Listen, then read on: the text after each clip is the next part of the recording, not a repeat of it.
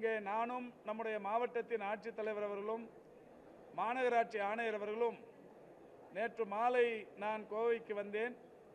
வந்தவுடன் கோவையிலே ஏற்கனவே மாண்புமிகு தமிழ்நாட்டின் முதலமைச்சர் அவர்களால் ஒரு 72 நகர்ப்புற நலவாழ்வு மையங்கள் அமைக்கப்படும் என்று அறிவித்தார்கள்.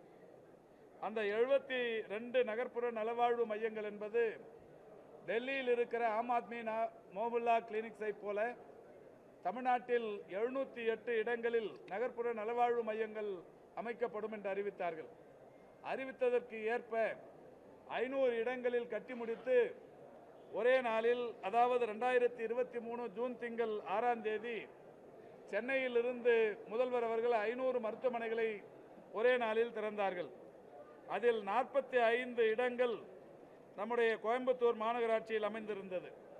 45 இடங்களில் கோவை மாநகராட்சியில் அந்த நகர்ப்புற நலவாழ்வு மையங்கள் என்கின்ற மருத்துவ சேவை மையங்கள், பொள்ளாச்சியில் 1, மேட்டுப்பாளையத்தில் 1, வால்பாறையில் 1 என்று மொத்தம் 49 இடங்களில் திறந்து வைக்கப்பட்டது.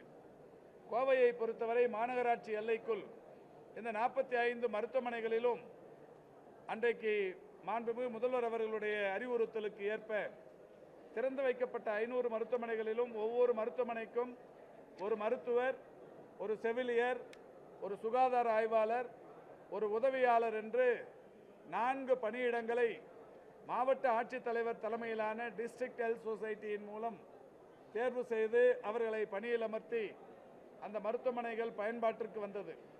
பயன்பாட்டிற்கு வருகிற போதே இந்த மருத்துவ நிர்வாகங்களுக்கான அறிவுறுத்தல் என்பது மருத்துவத்தில் அந்த பணியில் சேர்ந்தவர்களுக்கான கடமைகள் என்று அறிவித்த போது காலை 8 மணிக்கு திறக்க வேண்டும், 12 மணி வரை அது செயல்பட வேண்டும். பிறகு பிற்பகல் 4 மணிக்கு திறக்க வேண்டும், 8 மணிக்கு 8 மணி வரை செயல்பட வேண்டும். இந்த மருத்துவமனைகளை பொறுத்தவரை குறிப்பாக நகர்ப்புற பகுதிகள் மட்டுமே அமைந்திருக்கிற மருத்துவமனைகள். அன்றைக்கு 21 மாநகராட்சிகளிலும் 63 நகராட்சிகளிலும் இந்த 708 மருத்துவமனைகள் அறிவிக்கப்பட்டு 500 திறக்கப்பட்டது. திறக்கும் போது அவர்களுக்கு அறிவித்த அறிவிப்புகளில் மிக முக்கியமானது இந்த நேரம். காலை 8 மணி முதல் 12 வரை, மாலை 4 மணி முதல் 8 மணி வரை. அந்த வகையில் இந்த மருத்துவமனைகள் செயல்பாட்டில் இருக்கிறது. நான் போகிற இடங்களிலெல்லாம் சர்ப்ரைஸ் விசிட் என்கின்ற வகையில் இந்த மருத்துவமனைகளை சொல்லாமல் போய் பார்த்து ஆய்வு செய்து வருகிறேன். நேற்று மாலை நானும் நம்முடைய மாவட்டத்தின் ஆட்சித்தலைவர் அவர்களும் மாநகர ஆணையர் அவர்களும் கோவையில் ஒரு 4 இடங்களில் இருக்கிற மருத்துவமனைகளை 6 மணிக்கு மேல் போய் பார்வையிட்டு ஆய்வு செய்தோம். அந்த 4 மருத்துவமனைகளில் 2 மருத்துவமனைகளில் மருத்துவர்கள் இருந்தார்கள். ஒரு மருத்துவமனையில் இப்பொழுதுதான் பக்கத்தில் எங்கே போயிருக்கிறார் என்று சொல்லப்பட்டது. ஒரு மருத்துவமனையில் மருத்துவர் விடுப்பு எடுத்து சென்றிருக்கிறார் என்று சொல்லப்பட்டது. உடனடியாக நம்முடைய ஆணையர் அவர்கள் அது குறித்து விசாரித்து வருகிறார்கள். விடுப்பு எடுத்து சென்றிருந்தார் என்றால் தகவல் சொல்லி அனுமதி பெற்று விடுப்பு எடுத்து சென்றுள்ளாரா என்பது குறித்து விசாரித்து வருகிறார். இன்னொரு மருத்துவர் இங்கே பக்கத்தில் போயிருந்தார் என்பது நாங்கள் அங்கிருந்து நகர்ந்தவுடன் ஒரு 10 நிமிடத்தில் வந்துவிட்டார் என்றார்கள். அதையும் விசாரித்து கொண்டிருக்கிறார்கள். இதை சொல்வதற்கு காரணம், தமிழ்நாடு முழுவதிலும் 500 இடங்களில் மாண்புமிகு தமிழ்நாட்டின் முதலமைச்சர் அவர்கள் இதை திறந்து வைத்திருப்பதற்கான காரணம், மக்கள் நெருக்கடி மிகுந்த குடிசை பகுதிகளில், பஜார் போன்ற பகுதிகளில் தான் இது திறந்து வைக்கப்பட்டிருக்கிறது. காலையிலும் மாலையிலும் மக்கள் இந்த மருத்துவமனைகளில் வந்து மருத்துவ சேவை ஆற்றிக்கொள்ள வேண்டும் என்கின்ற வகையில்தான் இது திறந்து வைக்கப்பட்டிருக்கிறது.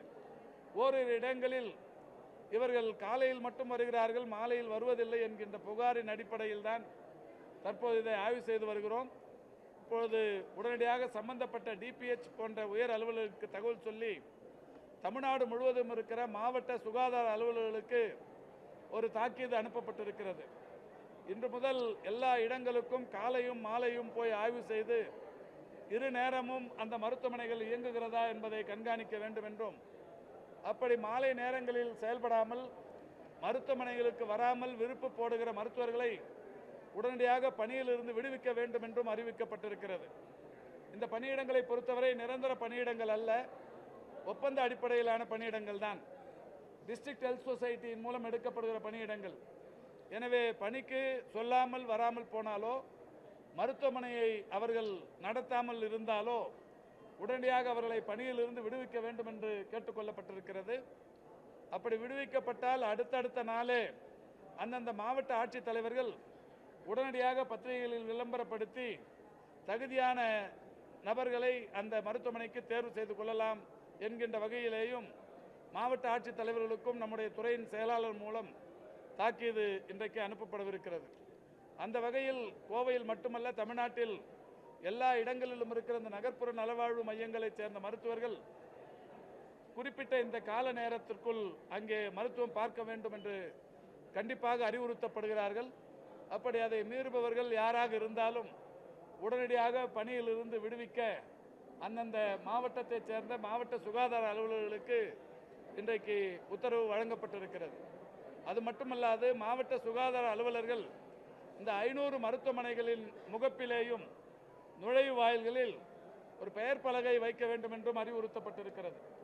பொதுமக்கள் உணர்ந்து கொள்ளுகிற வகையில், பொதுமக்கள் தெரிந்து கொள்ளுகிற வகையில் மருத்துவமனையின் பார்வை நேரம் காலை 8 மணி முதல் 12 வரை, மாலை 4 முதல் 8 வரை என்கின்ற அந்த பார்வை நேரத்தை குறித்த ஒரு விளம்பர பெயர் பலகைகளை அனைத்து மருத்துவமனை வாயில்களிலும் வைக்க வேண்டும் என்றும் அறிவுறுத்தியிருக்கிறோம்.